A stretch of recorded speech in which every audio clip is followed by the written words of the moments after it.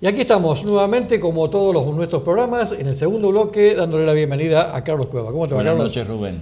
Hoy venís con 999 de Ford, un auto prácticamente desconocido por el común de la gente, pero que gracias a tu colección lo van a poder conocer. Cumpliendo la promesa original de traerle a la gente, principalmente a la juventud, vehículos que no tuvo oportunidad de haber conocido ni en la calle, ni en circuitos, ni en ninguna parte, porque fueron vehículos ideados antes del siglo pasado y logrados armar a principios del siglo pasado.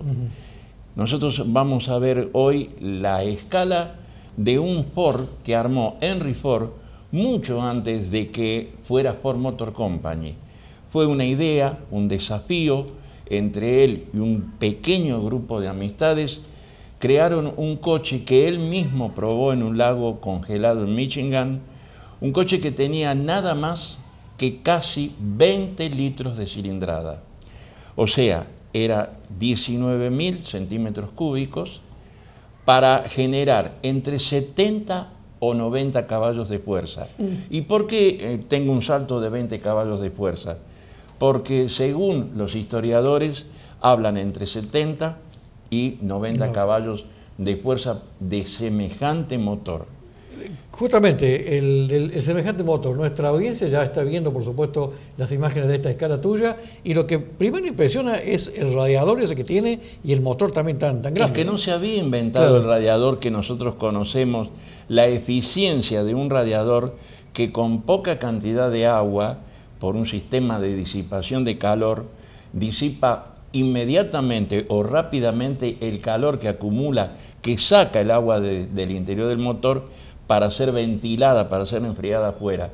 En aquellos años todavía no se había inventado el radiador tal cual hoy lo conocemos, y tenía una serpentina de cañería. A mayor potencia, mayor cilindrada, esa serpentina que tenía que ser de mayor superficie. Claro. Y acá lo estamos corroborando, que prácticamente el radiador tiene el mismo volumen que el motor que estaba enfriando. Pero aparte de la rareza que vos notaste del radiador, hay otras rarezas. Este coche no poseía cárter. El tradicional cárter que va el aceite, la bomba de aceite, no existía. El cigüeñal se lubricaba en las bielas y en las bancadas con esas viejas graseras que nuestros abuelos y nuestros padres llegaron a conocer, que se daba media vuelta o una vuelta de una rosca que tenía la grasera, y se lubricaba de esa forma el cigüeñal, el árbol de levas y las bielas. Desconozco por completo cómo se lubricaban las válvulas y cómo se lubricaban los cilindros. Posiblemente se le inyectaría aceite, no digo por algún sistema automático, sino simplemente el coche cuando se detenía se le agregaba o se le inyectaba aceite por debajo. Claro. Es la única idea que se me da. Pero no termina ahí esa rareza o esa falta de terminación. Vamos a observar también en la imagen de que el diferencial, tal cual lo conocemos hoy, tampoco venía metido adentro de la bocha en baño de aceite. El diferencial estaba expuesto a la tierra, a la arena y a las piedras. O sea que simplemente era un producto que Henry Ford había hecho para desafiar, para ganar una carrera a una locomotora que se llamaba 999 la locomotora, y que había batido récord porque en su época marcó los 180 kilómetros por hora. Y Henry Ford, como propaganda de sus ideas y de sus productos, fabricó este coche que corrió aproximadamente un cuarto de milla y le ganó. Claro. Había sido probado en velocidad final en el lago de Michigan, un lago que se congela durante el invierno, bajo la conducción de Henry Ford. Que te comentaba antes que comenzáramos a hacer este programa, que tiene que haber sido de bastante buena altura el piloto, porque semejante motor y la butaca está tan abajo que da la impresión como que tiene que ir espiando por el costado. Lógicamente, motor, ¿no? Henry Ford era una persona muy alta, delgado, alto, lo demuestran las fotografías de la época de él. Posiblemente haya construido esa butaca, llamémosle algo Sí. así, a esa butaca en proporción a la altura de él. Otra de las rarezas, el coche no tenía chasis de hierro. Eran dos Pura largueros de madera unidos entre sí por caños con planchuela y abulonado. Vos sabés que la historia... Discúlpame, ya vamos a ir con la historia. Con lo cual estamos teniendo una idea bastante rápida de que era un auto que la expectativa de vida era medio corta, porque el motor con todo el aire y el chasis de madera. Rubén, la expectativa de vida del coche era muy corta, pero mucho más corta la expectativa del que lo conducía. Sí, sí. Porque no tenía ningún reparo, no tenía guardabarro, no tenía puertas, no tenía techo. Parabrisas, nada. Nada. En un momento, en un accidente muy normal de un coche de esa longitud y finito como era muy normal que se pusiera patas para arriba. Claro. Entonces era corta la vida del auto y más corta, en caso de accidente, aún la vida del que se animaba. Fíjate que no tiene volante.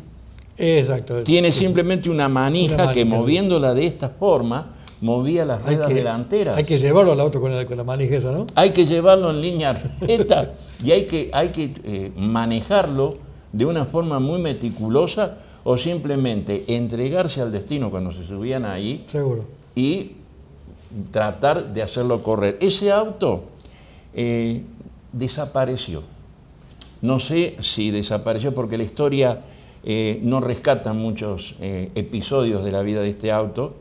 Nosotros lo vemos pintado de rojo, se llamó El Diablo Rojo, pero originalmente dos historiadores dicen de que el coche nació pintado en amarillo. Ajá. Pero la réplica que se construye y que está en el Museo de la Ford fue rescatada de muy viejas fotografías que lógicamente eran en blanco y negro, que era rojo el coche. Posiblemente al competir contra la locomotora o al competir luego en otros eventos de corta distancia, el coche fue pintado color rojo. Y una de las curiosidades que también tiene este vehículo es que los chicos jóvenes se deben preguntar qué es eso y para qué sirve. Ese hierrito que tiene debajo del radiador, que para nosotros es la típica manija. La manija arranque. no tenían arranque, no tenía batería. En la grabación vamos a observar una caja lateral izquierda donde iba el conductor, que hay unos cilindritos que son las pilas con que se alimentaba el encendido del coche. Esas pilas eran las que le daban corriente en aquel entonces, podamos decir, al distribuidor, porque no tenía dínamo, no tenía arranque, no tenía ninguno de los servicios que hoy tiene un coche, o apoyos o ayudas, no los tenía. Se arrancaba manija. Y había que ser muy hábil para dar manija que no le fuera a patear, ¿no? Vos tenés que calcular de que prácticamente cada cilindro desplazaba 4.900 centímetros cúbicos. Hoy, si hablamos de un coche medianamente grande, estamos hablando de un motor de 3 litros repartido en 4, 6 o 8 cilindros en B, y este coche, cada cilindro individual superaba en 1.000 centímetros cúbicos la cilindrada total de un coche moderno. Claro.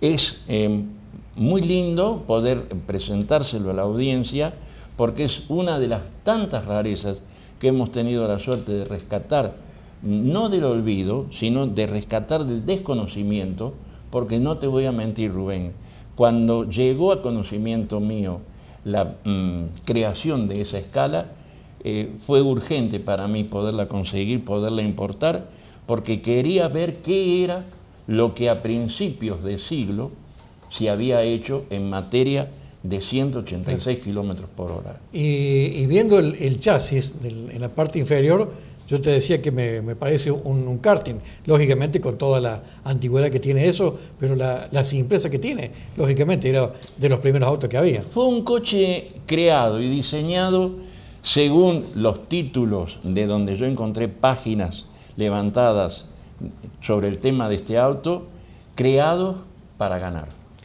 Carlos, gracias por tu visita nuevamente, gracias por habernos traído esta escala realmente maravillosa para que la gente joven, como vos decís, conozca este tipo de autos. Conozca la procedencia del autito que hoy tienen, del auto que hoy poseen, cómo fueron los bisabuelos del auto actual.